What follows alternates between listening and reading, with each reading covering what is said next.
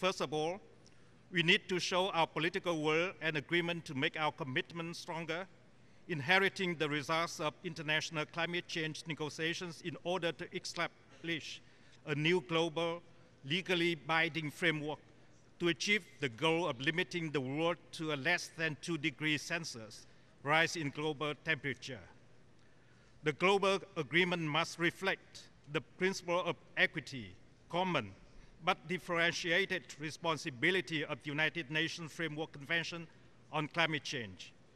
It must include adaptation, mitigation, finance, technology transfer, capacity building, and means of implementation. Ensure clarity and transparency of information relating to national contributions. National contributions must be based on national capabilities and circumstances, taking into account the development needs of developing countries and historical responsibility of the developed countries. On that basis, Vietnam calls on developed countries to increase commitments and actions to mitigate greenhouse gas emissions under the second commitment period of the Kyoto Protocol, provide finance and technology for developing countries to mitigate and adapt to climate change in accordance with each country's conditions. In this regard, finance plays a crucial role. Mr. President, being aware of serious challenges in responding to climate change, along with the support of the international community, Vietnam has tried its best to implement adaptation actions. The National Strategy on Climate Change and Green Growth Strategy have been approved and implemented to protect the right to a safe life and development of the Vietnamese people. Along with priorities on adaptation activities, Vietnam has taken measures to mitigate greenhouse gas emissions. Accordingly, Vietnam aims to reduce greenhouse gas emissions by 8 to 10% compared to 2010, reduce energy consumptions per GDP by 1 to 1.5% per year.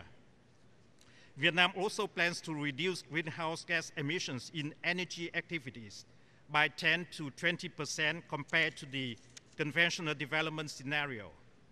Currently, Vietnam is in the process of drafting the report, The Intended National Determined Contributions, which defines Vietnam's contributions on mitigation, adaptation, and the need for finance, technology transfer, and capacity building to contribute the goal of limiting the world to a less than 2 degrees Celsius rise in global temperature. I thank you. I thank His Excellency Pham Binh Minh, the Deputy Prime Minister and Minister of Foreign Affairs of Vietnam, for his statement. And now, I give the floor to His Excellency David Cameron, Prime Minister of the United Kingdom of Great Britain and Northern Ireland.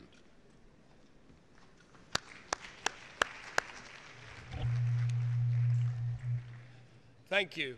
Climate change is one of the most serious threats facing our world. And it is not just a threat to the environment, it is also a threat to our national security, to global security, to poverty eradication, and to economic prosperity. And we must agree a global deal in Paris next year. We simply cannot put this off any longer. And I pay tribute to Secretary General Ban for bringing everyone together here today and for putting real focus on this issue. Now, my country, the United Kingdom, is playing its part. In fact, it was Margaret Thatcher who was one of the first world leaders to demand action on climate change right here at the United Nations 25 years ago. Now, since then, the United Kingdom has cut greenhouse gas emissions by 1/4. We have created the world's first Climate Change Act. And as Prime Minister, I pledge that the government I lead would be the greenest government ever. And I believe we've kept that promise. We've more than doubled our capacity in renewable electricity in the last 4 years alone. We now have enough solar power to power almost 1 million UK homes. We have the world's leading financial centre in carbon trading. And we have established the world's first green investment bank. We've invested £1 billion, $1.5 billion in carbon capture and storage, and we've said no to any new coal without carbon capture and storage.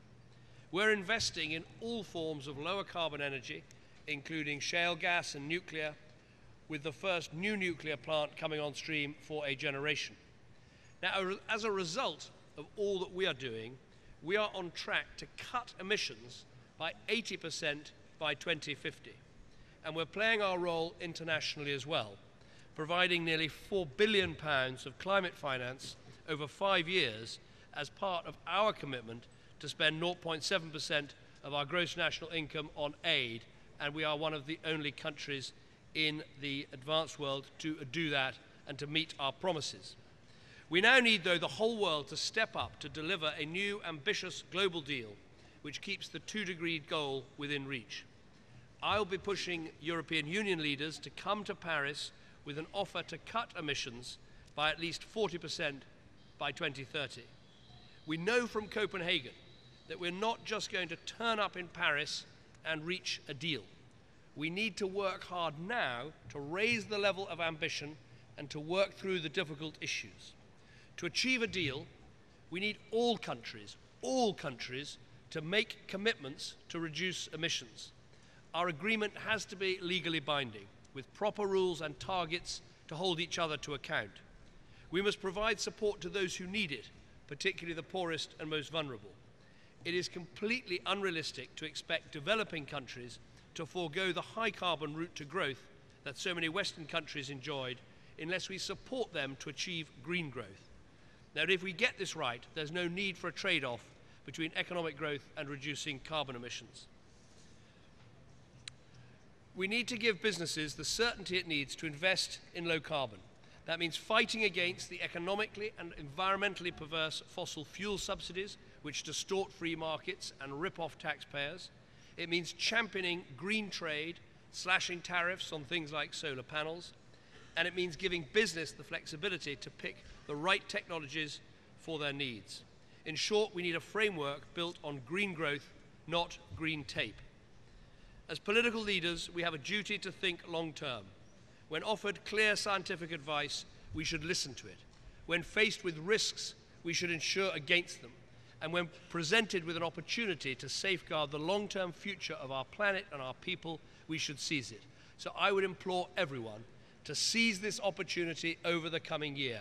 Countries like the United Kingdom have taken the steps necessary. We've legislated, we've acted, we've invested, and I urge other countries to take the steps that they need to as well, so we can reach this historic deal.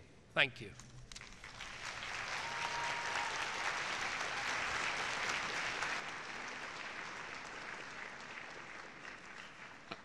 I thank Prime Minister David Cameron of Great Britain, the United Kingdom and Great Britain. The last 4 speakers listed on our list here will speak later when we reconvene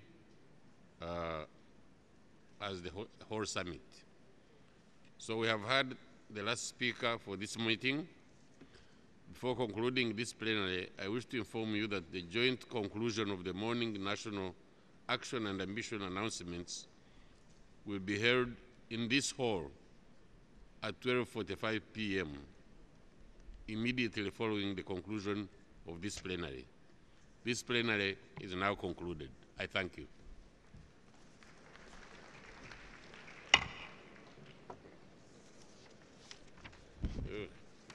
Long morning.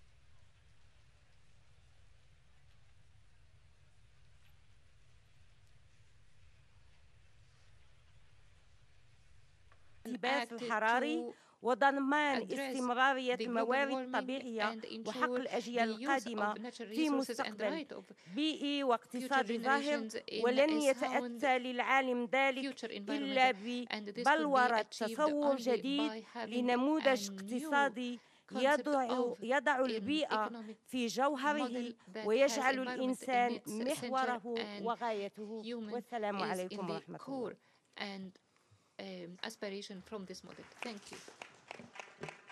Agradecemos a la ministra del Ambiente de Marruecos por su intervención y me permito ceder la presidencia en este momento a la señora ministra de Desarrollo de Francia.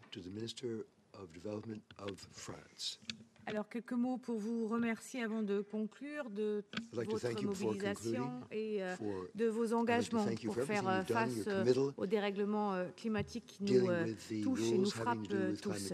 Avec nos amis péruviens, nous restons à votre écoute, à l'écoute bien sûr de tous.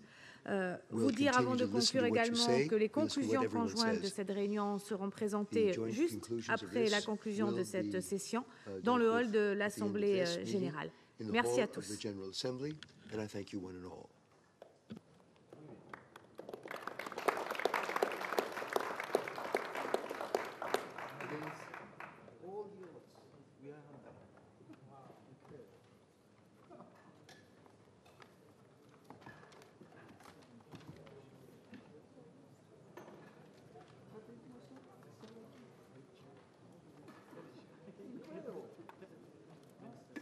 Something is changing in the U.S.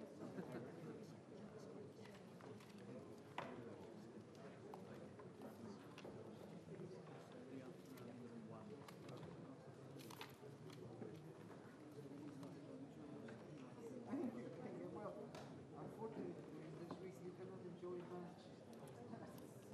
So today we see jumping every minute now. This is the environment. Yeah. I would love to spend a week by myself here. Good to see you. Good to see you.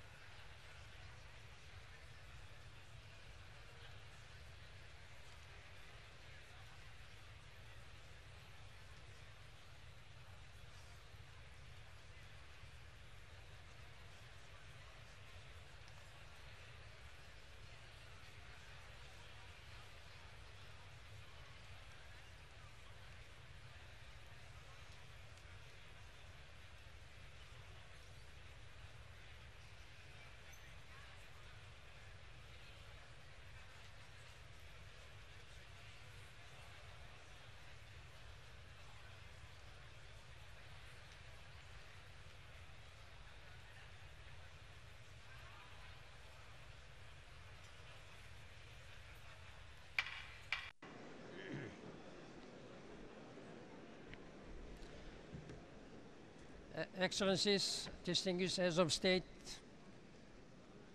I would like to welcome you to this segment of the Climate Summit of the joint conclusion of the morning National Action and Ambition announcements. We shall now hear a limited number of national statements as well as brief summaries by the chairs of the three plenaries.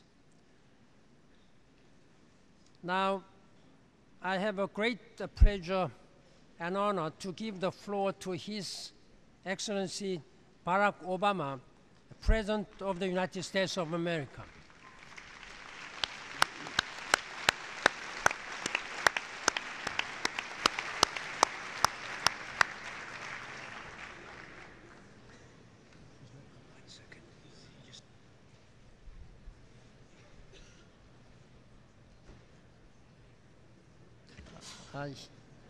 Just please wait just 1 minute. He arrived, then he should just take that. He's coming.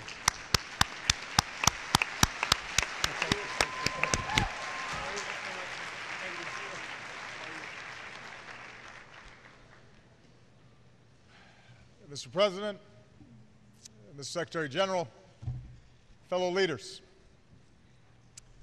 for all the immediate challenges that we gather to address this week, terrorism, instability, inequality, disease, there's one issue that will define the contours of this century more dramatically than any other, and that is the urgent and growing threat of a changing climate.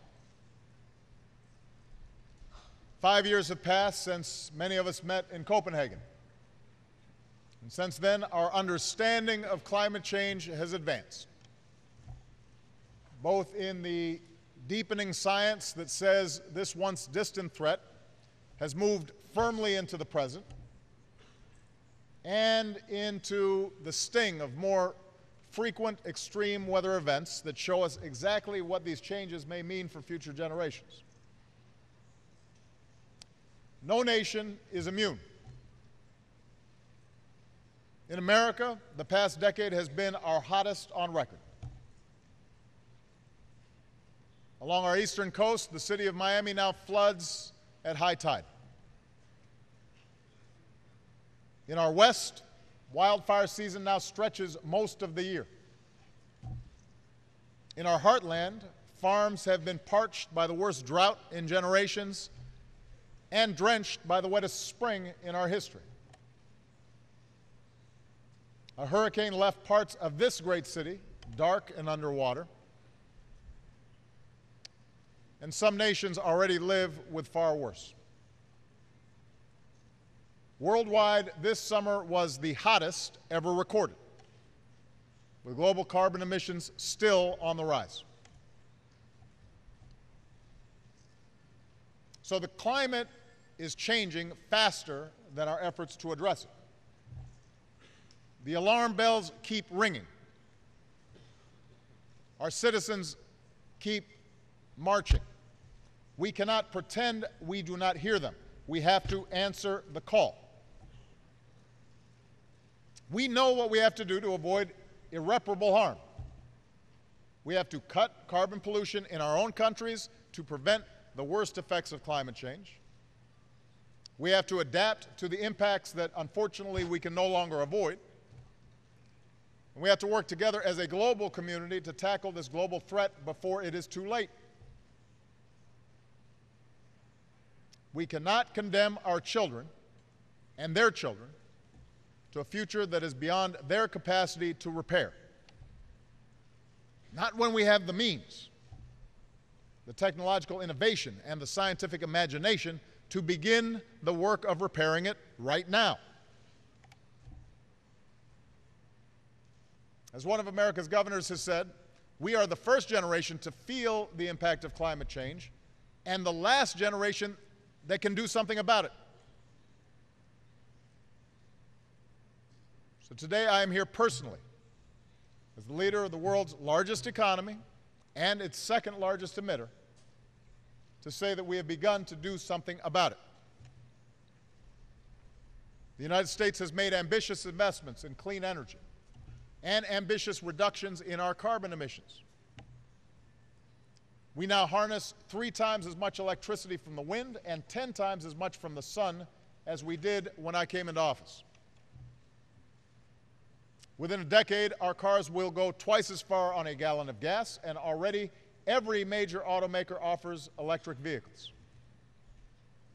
We've made unprecedented investments to cut energy waste in our homes and our buildings and our appliances, all of which will save consumers billions of dollars, and we are committed to helping communities build climate-resilient infrastructure. So all told, these advances have helped create jobs, grow our economy, and drive our carbon pollution to its lowest levels in nearly 2 decades, proving that there does not have to be a conflict between a sound environment and strong economic growth. Over the past 8 years, the United States has reduced our total carbon pollution by more than any other nation on earth. But we have to do more. Last year, I issued America's first climate action plan to double down on our efforts. Under that plan, my administration is working with states and utilities to set first-ever standards to cut the amount of carbon pollution our power plants can dump into the air. And when completed, this will mark the single most important and significant step the United States has ever taken to reduce our carbon emissions. Last week alone, we announced an array of new actions in renewable energy and energy efficiency that will save consumers more than $10 billion on their energy bills and cut carbon pollution by nearly 300 million metric tons through 2030. That's the equivalent of taking more than 60 million cars off the road for 1 year. I also convened a group of private sector leaders who have agreed to do their part to slash consumption of dangerous greenhouse gases known as HFCs, slash them 80% by 2050. And already more than 100 nations have agreed to launch talks to phase down HFCs under the Montreal Protocol. The same agreement the world used successfully to phase out ozone-depleting chemicals. And this is something that President Xi of China and I have worked on together. Just a few minutes ago, I met with Chinese Vice Premier Zhang Guoli and reiterated my belief that as the 2 largest economies and emitters in the world, we have a special responsibility to lead. That's what big nations have to do.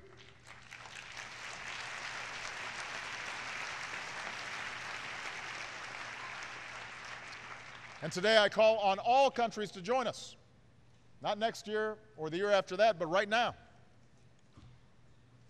Because no nation can meet this global threat alone. The United States has engaged more allies and partners to cut carbon pollution and prepare for the impacts we cannot avoid. All told, American climate assistance now reaches more than 120 nations around the world. We're helping more nations skip past the dirty phase of development, using current technologies, not duplicating the same mistakes and environmental degradation that took place previously. We're partnering with African entrepreneurs to launch clean energy projects. We're helping farmers practice climate-smart agriculture and plant more durable crops. We're building international coalitions to drive action from reducing methane emissions from pipelines to launching a free trade agreement for environmental goods. And we have been working shoulder to shoulder with many of you to make the Green Climate Fund a reality. But let me be honest, none of this is without controversy. In each of our countries, there are interests that will be resistant to action.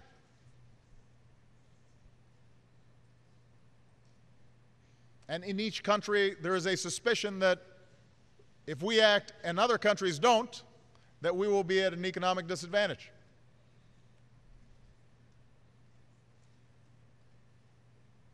But we have to lead. That is what the United Nations and this General Assembly is about. Now, the truth is that no matter what we do, some populations will still be at risk. The nations that contribute the least to climate change often stand to lose the most. And that's why, since I took office, the United States has expanded our direct adaptation assistance 8-fold. And we're going to do more. Today, I'm directing our federal agencies to begin factoring climate resilience into our international development programs and investments. And I'm announcing a new effort to deploy the unique scientific and technological capabilities of the United States, from climate data to early warning systems. So this effort includes a new partnership that will draw on the resources and expertise of our leading private sector companies and philanthropies to help vulnerable nations better prepare for weather-related disasters and better plan for long-term threats like steadily rising seas. Yes, this is hard, but there should be no question that the United States of America is stepping up to the plate. We recognize our role in creating this problem. We embrace our responsibility to combat it. We will do our part, and we will help developing nations do theirs. But we can only succeed in combating climate change if we are joined in this effort by every nation, developed and developing alike. Nobody gets a pass. The emerging economies that have experienced some of the most dynamic growth in recent years have also emitted rising levels of carbon pollution.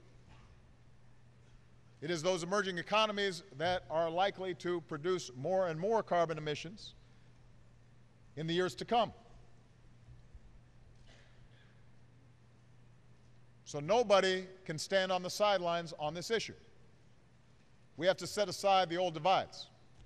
We have to raise our collective ambition, each of us doing what we can to confront this global challenge. This time we need an agreement that reflects economic realities in the next decade and beyond. It must be ambitious, because that's what the scale of this challenge demands. It must be inclusive, because every country must play its part. And yes, it must be flexible, because different nations have different circumstances. 5 years ago, I pledged America would reduce our carbon emissions in the range of 17% below 2005 levels by the year 2020. America will meet that target.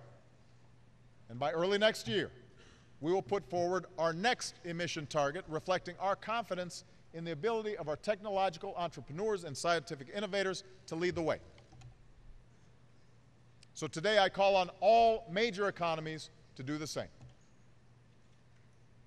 For I believe, in the words of Dr. King, that there is such a thing as being too late.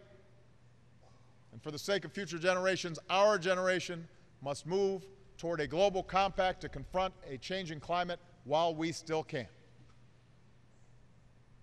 This challenge demands our ambition. Our children deserve such ambition. And if we act now, if we can look beyond the swarm of current events and some of the economic challenges and political challenges involved, if we place the air that our children will breathe and the food that they will eat and the hopes and dreams of all posterity above our own short-term interests, we may not be too late for them. While you and I may not live to see all the fruits of our labor, we can act to see that the century ahead is marked not by conflict but by cooperation, not by human suffering but by human progress, and that the world we leave to our children and our children's children will be cleaner and healthier and more prosperous and secure. Thank you very much. Thank you.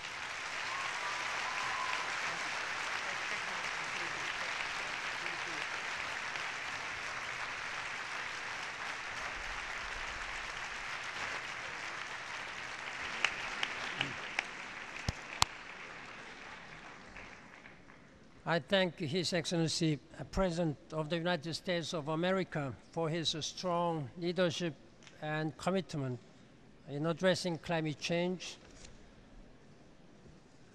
Ladies and gentlemen, I now have the honor to give the floor to His Excellency Jakaya Mheshimiwa Kikwete, President of the United Republic of Tanzania and Coordinator of the Committee of the African Heads of State and Government on Climate Change.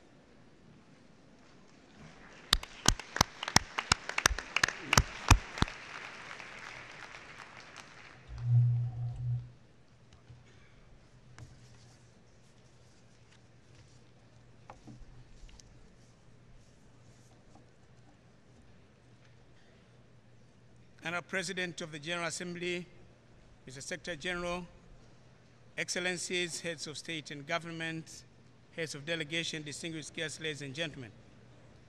Allow me to begin by commending you, Mr. Secretary General, for the wise decision of convening this summit nearly 3 months before the defining COP20 meeting in Lima and COP21 meeting in Paris. The summit, therefore, is a moment for us as world leaders to accentuate our determination to succeed in Paris and honor our past commitments and reaffirm our readiness to do better in future to reverse the negative effects of climate change. Excellencies, if the current state of affairs is not reversed, the consequences will be dire. As a global community, we should see merit in finding ways to stop continued emissions of greenhouse gases and reduce the existing concentration from the atmosphere. We in Africa and other developing nations believe this is doable because the big emitters are developed countries who have the technology, the technical skills, and the financial resources to be able to do that. We should appeal, we in Africa appeal to those nations to master political will and take requisite action for the sake of all of us. Ladies and gentlemen, you will agree with me that we are not asking too much, or we are asking for anything new. We all know that this is what the Climate Convention, this is what the Kyoto Protocol want. This is what the principle of common but differentiated responsibilities and equity requires us to do. We applaud the big emitting nations who are ready and are actually taking measures to reduce carbon emissions, and encourage those who are still indifferent to emulate this good example. Taking resolute steps to reduce emissions is very urgent because the present situation of temperatures rising by 0.8 Celsius above the pre-industrial level is already bad enough. We in Africa are already suffering from its consequences. As sea levels are rising, islands and low-lying lands are being submerged, lakes and rivers are drying up, while deserts are expanding. Climate variability is leading to prolonged drought and recurrent floods with negative consequences to agriculture. New pests and diseases are emerging, affecting plant, animal, and human health. All the hard-earned socio-economic progress is being threatened with serious reversals. Sadly, African countries have limited capacity for adaptation and mitigation. That is why we are appealing for support. However, let me hasten to say that Africa is not sitting idle or standing by and watching, waiting for support. We are taking action, and a number of initiatives have been put in place, and there is demonstrable achievement. Climate-smart agriculture is being promoted, which will go a long way to assuring food security and protecting forests and wetlands. We are embarking on clean energies. Tree planting programs are being implemented in many parts of the continent. Africa, however, cannot succeed to implement all the good plans and programs which play an important role in combating climate change without the support. This is because of the limitations in technology, skills, and financial resources. The plea for support to Africa is not a new one. Moreover, it is the right thing to do. Africa emits only 3% of the world greenhouse gases. At the same time, Africa sequestrates 60 billion tons of carbon dioxide produced by some other people elsewhere. What Africa is asking for this time, which is in fact is only a reminder to the developed countries, is to honor their commitments and pledges. Without that, African countries will not be able to build the capacity for adaptation and mitigation. If pledges are honored, there will be enough money to meet Africa's needs. In summary, going forward, Africa is asking for the following things. One, all nations must play their part in the fight against the effects of climate change. Big emitters should take serious actions to reduce emissions within their countries. Every one of us must take broad and ambitious reduction efforts to ensure that temperature levels do not go beyond 2 degrees Celsius. 3, adaptation and mitigation must succeed. African countries should be assisted. 4, developed countries must honor their commitments on climate change made at various fora. Number 5, Africa should get appropriate support and investments in rural and urban electrification so as to reduce our over-dependency on biomass energy, which is a major source of depletion of forests in Africa. I said yesterday, Dar es Salaam consumes 200,000 bags of charcoal every day. It is equivalent to 5,000 tons, but because there is no alternative energy. Africa also needs to support to embrace climate-smart agriculture for ensuring food security within a climate change environment. All of these, if done, will help African nations to undertake climate-resilient and low-carbon development pathways that can create a better world for all of us to live. In conclusion, Africa makes a passionate appeal to all nations from all continents to ensure that the December 2015 COP21 summit in Paris succeeds in getting a legally binding climate agreement. This is all that Africa is asking for. Thank you very much for your kind attention.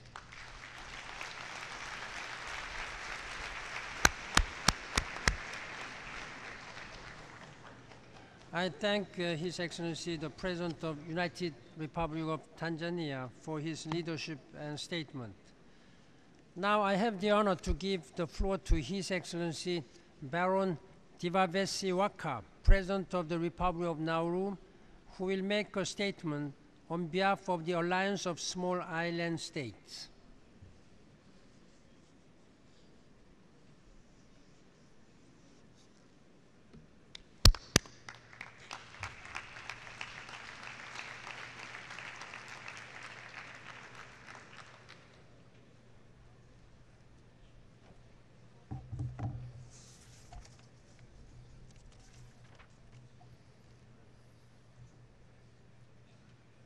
Mr. President, Mr. Secretary General, Nauru has the honor to speak on behalf of the Alliance of Small Island States, AOSIS, a group of 44 countries that are among the most vulnerable to the impacts of climate change. Mr. Secretary General, AOSIS commends your effort for convening this historic summit. You have long been a champion of action to address climate change, and it will be remembered as one of your greatest legacies. We look for your continued leadership in advancing the announcement and initiatives coming out of the summit. You have called upon leaders to arrive in New York with bold announcements. AOSIS is here to answer your call. No one better understands the grave risk posed by climate change than SIDS.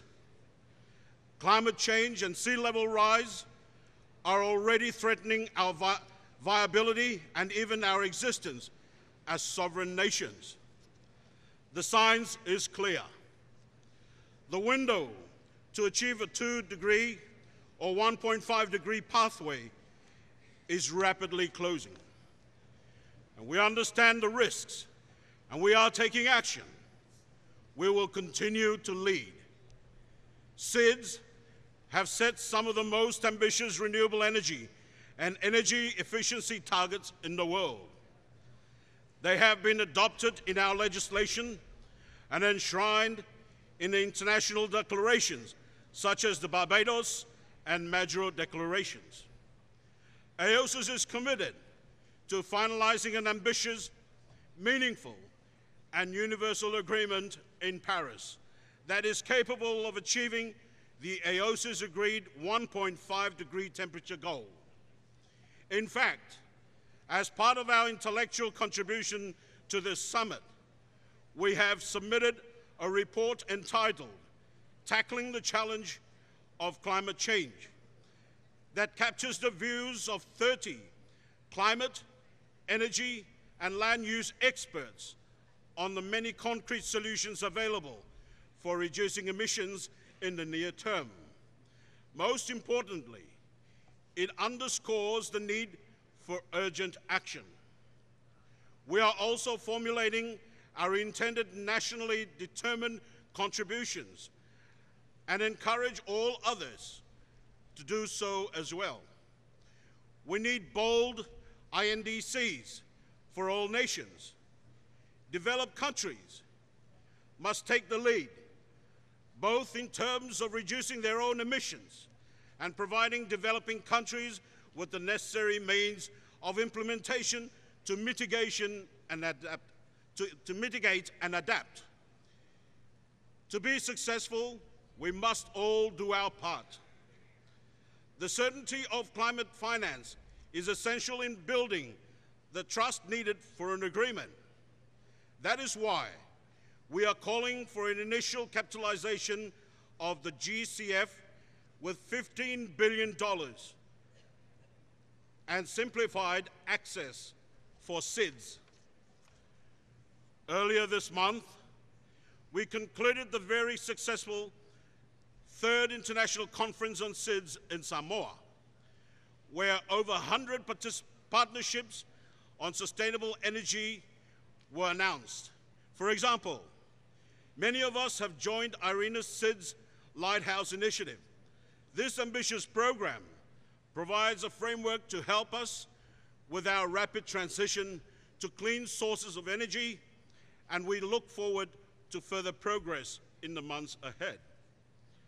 Some of our members also took part in signing the statute establishing SIDS DOC, which provides an excellent opportunity for SIDS to SIDS cooperation on renewable energy.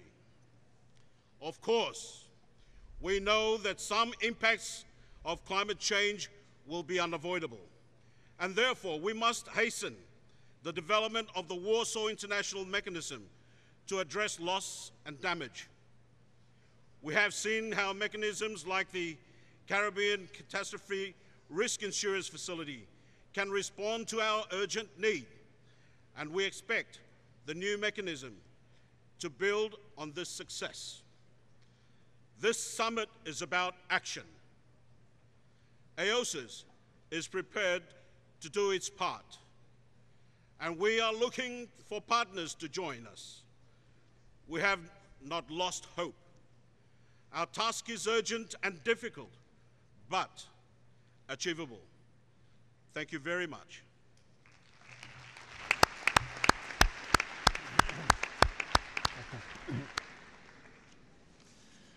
I thank His Excellency, President of the Republic of Nauru, for his statement and leadership. Ladies and gentlemen, I have now the great honor to give the floor to His Excellency Zhang Gaoli, Vice Premier of People's Republic of China.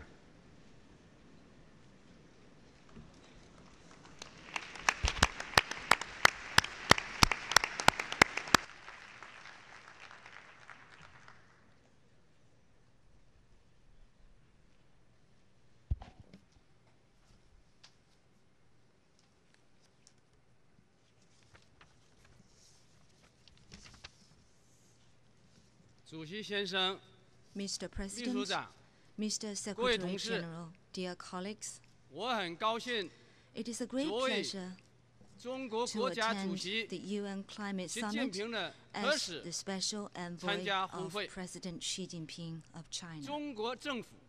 The Chinese government appreciates the initiative of Secretary General Ban Ki-moon of convening the summit. Responding to climate change is what China needs to do to achieve sustainable development at home, as well as to fulfill its due international responsibility. China has formulated and implemented the National Climate Change Program and the National Plan on Climate Change to make sure we will meet the target of cutting carbon intensity by 40 to 45% by 2020 from the 2005 level. In 2013, carbon intensity in China was down by 28.5% from the 2005 level. According to a World Bank report,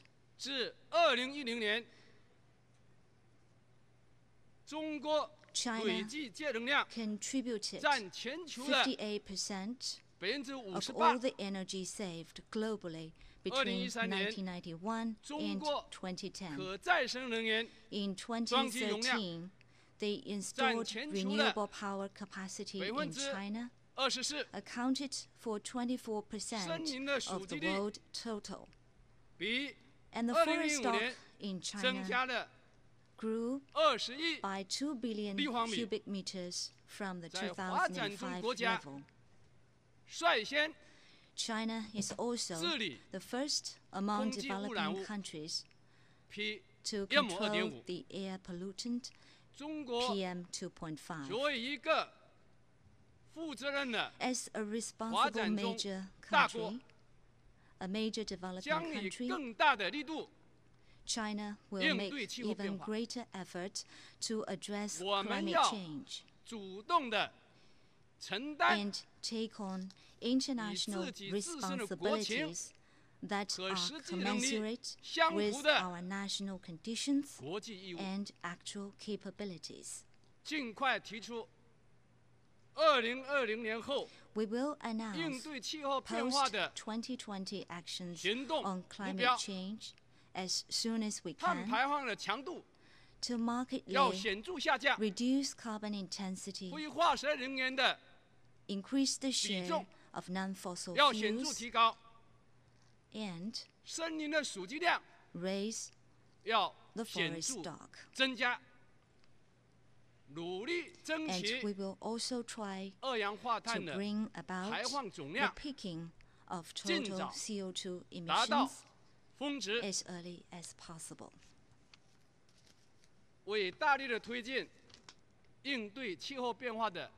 To promote South-South cooperation on climate change, I wish to announce here that China will double its annual financial support for the establishment of a South-South Cooperation Fund on climate change.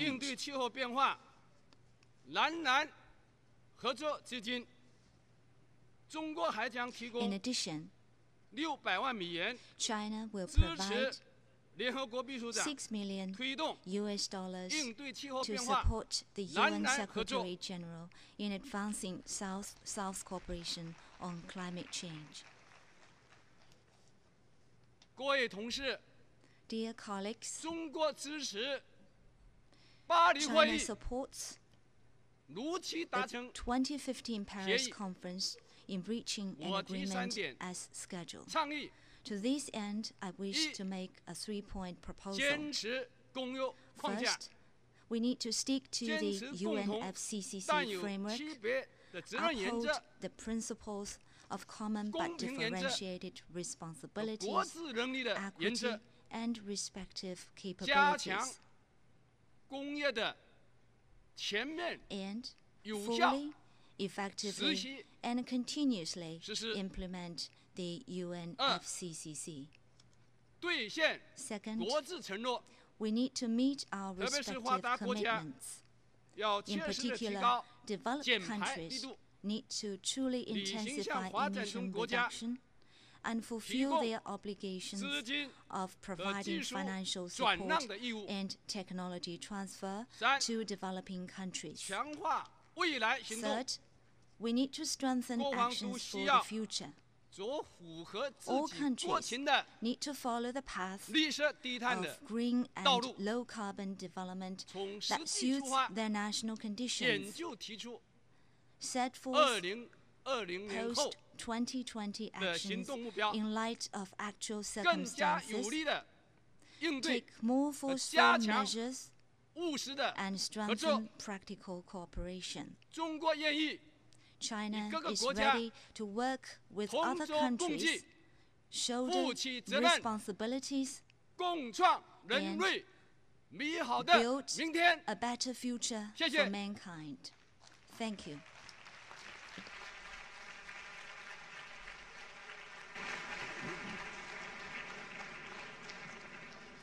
I thank His Excellency, the Vice Premier of China, for his statement and commitment. Ladies and gentlemen, we have heard the last speaker for this segment of the Climate Summit. Now, we will hear presentations by the chairs of 3 plenary sessions. I now give the floor to His Excellency Sam Kutesa, President of the General Assembly and Chair of Plenary 3. You have the floor, Mr. President. Secretary General, heads of state and government, ministers, excellencies, ladies and gentlemen, this summarizes the national announcements made by the leaders who addressed Plenary 3 this morning. I would term these discussions as extremely positive and forward-looking. The following were the highlights. 1, there was convergence among leaders on the urgency of placing the world on a below 2-degree pathway for a low-emission transition to global climate neutrality before the end of the current century. In striving towards this goal, leaders committed to take bold and ambitious national actions to reduce emissions. 2, many leaders set out a long-term vision for low-emission and climate-resilience economy for their countries and strategies to achieve this vision. 3, leaders also announced A, stronger renewable energy targets, B, energy efficiency targets, and C, measures to put a price on greenhouse gas emissions. 4, some of the leaders also spoke about domestic-level incentives for low-emission development. Many countries announced that they have developed ambitious national policies and targets in sectors such as energy, transport, and forests, including the expansion of protected areas for biodiversity conservation. 6, many countries announced their national adaptation plans and strategies and called for international and regional cooperation to support their implementation. 7, leaders also reaffirmed their commitment to A, mobilize climate financing of $100 billion per annum from 2020, B, achieving an ambitious initial capitalization of the Green Climate Fund, and C, making significant contributions to the fund before the Climate Change Conference in Lima at the end of this year. 8, they also underscored the need to mobilize and redirect private financial flows towards low-emission sustainable development and alternatives. Some termed it as a complementary to public financing. 9, adaptation and strengthening resilience, as well as the need for measures to address losses and damage were termed as priority issues. 10, several leaders reiterated the effort that they had already undertaken in providing adaptation support and strengthening cooperation with vulnerable countries. Many leaders reaffirmed the objective and principles of UNFCCC, calling for developed countries to take the lead, as well as the need to take global action on climate change in accordance with evolving realities and circumstances. 12, a group of countries emphasized the need for respecting the principles of convention, including, in particular, the common but differentiated responsibilities. 13, many called for the full implementation of existing commitments and for the full implementation and ratification by all parties of the second commitment period of the Kyoto Protocol. 14, leaders signaled their commitment to adopt a new climate agreement in Paris in 2015. They called for this agreement to be ambitious, comprehensive, durable, universal, and make a meaningful contribution to placing the world on a below 2-degree pathway. Many leaders committed to submit their national determined contributions to the new agreement by March 2015 or well in advance of the Paris meeting. Leaders welcomed the multilateral, multi-stakeholder approach pursued at this summit.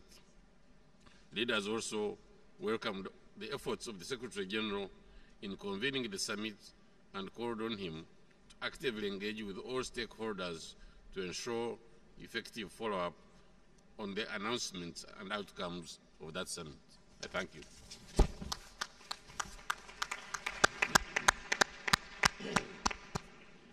I thank His Excellency, President of the General Assembly, for his leadership chairing this plenary.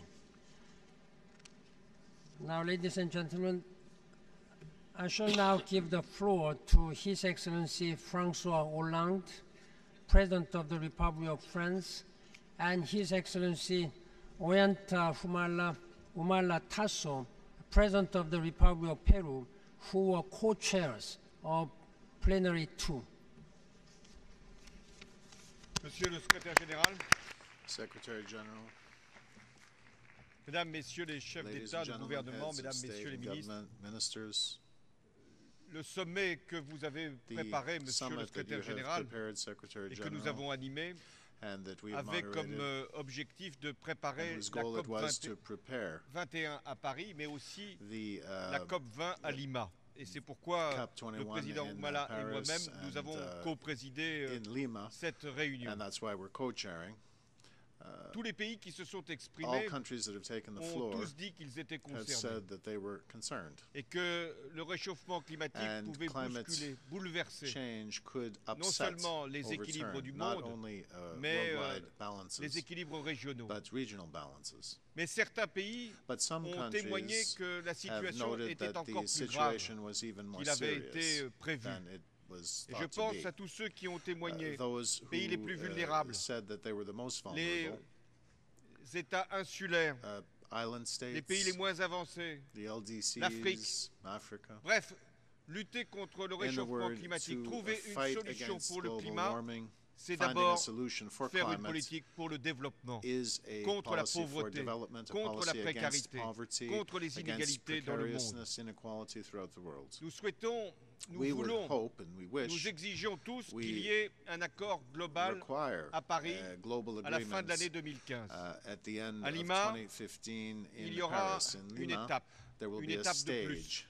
Cet accord global que nous devons préparer pour éviter l'échec de Copenhague, cet accord global doit concerner les pays développés d'abord. Et c'est la raison pour laquelle tous les Européens se sont engagés pour réduire de 40% le seuil des émissions de gaz à effet de serre par rapport au début des années 90. Les pays les plus développés, ceux qui sont les plus émetteurs, ceux qui ici nous appellent à la mobilisation doivent également prendre des engagements. Nous ne pouvons pas rester simplement sur la déploration, la constatation, sur simplement les cris d'alerte. Nous devons passer de la parole aux actes. Et c'est pourquoi l'accord global doit être un accord contraignant. De la même façon, si nous voulons mesurer les efforts des uns et des autres pour engager une nouvelle révolution économique qui sera celle de la transition énergétique, il nous faut capitaliser le fonds vert. Le fonds vert, c'est ce qui permettra de financer tous les investissements nécessaires. Le fonds vert, c'est ce qui offrira aux pays en développement la capacité de pouvoir lutter contre le réchauffement climatique. Et c'est la raison pour laquelle la France, qui a pris la responsabilité d'accueillir à Paris la conférence sur le climat, veut également être exemplaire pour doter le fonds vert et a décidé de verser $1 milliard sur les prochaines années au fonds vert. Et je demande que tous les pays fassent le même effort tout au long des prochains mois, de manière à ce que, arrivant à Paris, nous ayons non seulement un accord global, mais également le fonds vert. Enfin, il y aura des décisions à prendre sur le prix du carbone, car nous devons inventer de nouveaux mécanismes financiers, de nouveaux mécanismes fiscaux, pour que le prix indique bien l'enjeu de la décarbonisation de notre économie. Je veux terminer, Monsieur le Secrétaire général, en vous rendant hommage. La mission des Nations Unies, c'est de veiller à notre sécurité, la sécurité collective. La lutte contre le réchauffement climatique est justement ce qui nous permettra d'être en sécurité pour notre génération et pour celles qui viendront. Ce n'est pas simplement une affaire environnementale ou économique. C'est une affaire qui permet à tous les pays de se sentir en sécurité. Or aujourd'hui, c'est nous-mêmes qui mettons en danger la planète, c'est nous-mêmes qui devons régler ce que nous avons nous-mêmes créé, et notamment les pays en développement. Et c'est pourquoi le compte à rebours a commencé. Il y aura Lima, et le président Humala va faire lui-même sa déclaration pour montrer l'enjeu de ce rendez-vous. Il y aura Paris. Paris, c'est une ville où s'est fait une grande révolution. Eh bien, à Paris, en décembre 2015, il doit y avoir une grande révolution, celle du changement climatique. Merci.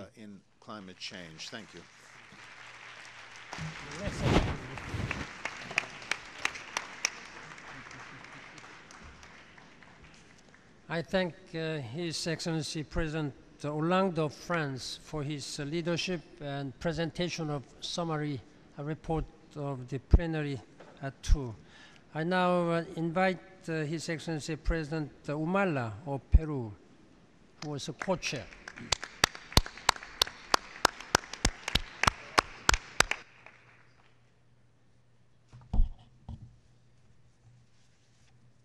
Señor Secretario General de las Naciones Unidas, señores jefes de Estado y de Gobierno, en lo que va de esta jornada, lo que puedo señalar es que hemos encontrado una actitud proactiva de los diferentes jefes de Estado y de Gobierno y un interés real en la reducción de los gases de efecto invernadero. Queda claro, pues, que sí es posible construir un modelo de desarrollo compatible con el respeto al medio ambiente. Y creo que en esta tarea involucra también al sector privado, es decir, a las grandes corporaciones que también tienen que actuar de manera decidida, al igual que la comunidad política internacional y mundial. La capitalización del Fondo Verde es un esfuerzo importante y saludo que a la fecha ya hayan compromisos concretos de naciones que van avanzando en este camino. Sin embargo, es bueno también hacer recordar que ya otras naciones como el Perú vienen pagando el costo which have been paying the cost of climate change.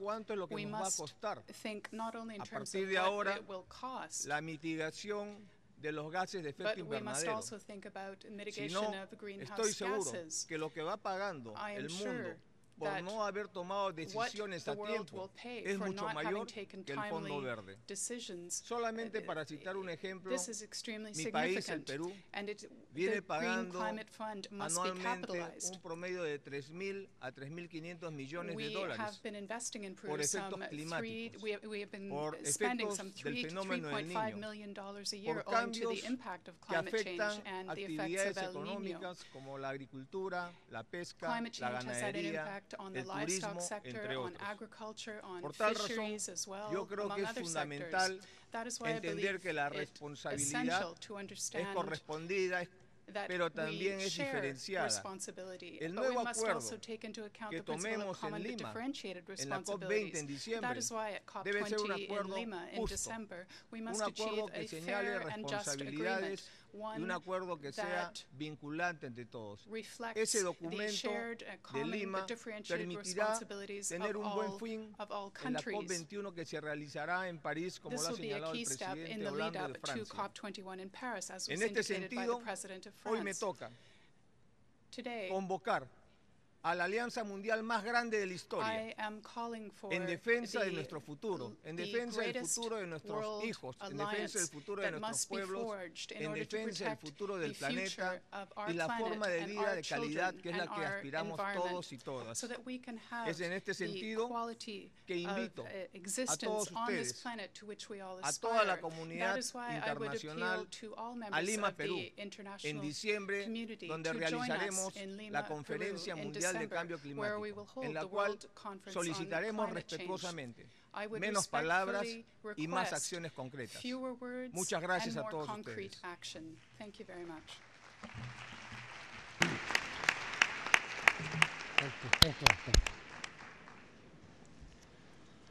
I thank His Excellency President Humala of Peru for his leadership and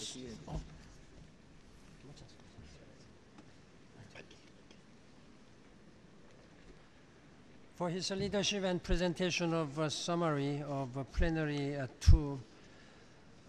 Ladies and gentlemen, now I will give a summary as chair of plenary 1. Distinguished heads of state and government, distinguished leaders from business, finance, and civil society, I thank you all for your participation.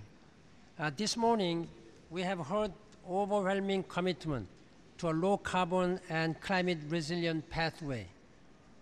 Change is in the air, the race is on, and you are leading by example. All must act, and all must act together.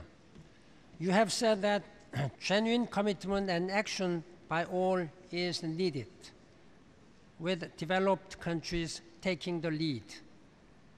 You have announced a wide range of commitments and actions to reduce emissions. Many have cited that a low-carbon pathway and economic growth and development can indeed go hand in hand. The European Union has assured they will adopt the 40% emissions reductions target this October and substantial financial commitments to support climate action in the European Union and abroad. Grenada issued a call for all island states to go 100% renewable. China announced that it will peak its emissions as soon as possible and that it will double its support for the South-South cooperation on climate change. We have heard significant pledges of finance and resources. Finance is the enabler of what we want to achieve. This morning, you have acknowledged its crucial importance. Private finance is out there, and public finance can be the lever to access it. I commend the commitments we have heard to capitalize the Green Climate Fund and meet the $100 billion a year target for climate finance. Several countries in the ECOSOC chamber this morning announced due contributions to the Green Climate Fund, notably Republic of Korea and Denmark, and with others stating their intention to pledge. And of course, I welcome the generous pledges at $1 billion each by the President of France and by the Chancellor of Germany. Pricing carbon was also raised as an instrument to generate political and market will to cut emissions and to mobilize finance for low carbon growth and climate resilience. Many leaders from both developed and developing countries emphasized that climate change affects us all, but for some of the challenges are overwhelming. We must not forget the importance of increasing support for adaptation and the need to build resilience. Leaders have affirmed the importance of the UNFCCC process in this regard. There are as yet still unmet expectations, but there is still hope. And there is overwhelming commitment to reach a meaningful universal climate agreement that keeps us under 2 degrees Celsius. We need a comprehensive and durable agreement based on science. I commend the countries, both developed and developing, that have indicated their intentions to bring their intended nationally determined contributions well before Paris and as early as the first quarter of 2015.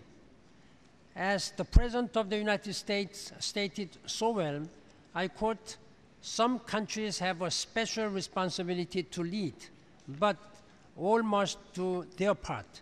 That is what the United Nations is all about," end quote. Excellencies, ladies and gentlemen, the morning has shown the promise that the rest of the day holds and the promise of our future. Governments, the private sector, finance, cities, and civil society are all working together to deliver the scale of climate action that is truly needed. Let us build on this momentum through the afternoon and through 2015 and beyond.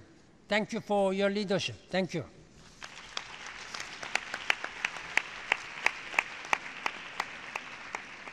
Now this meeting is adjourned.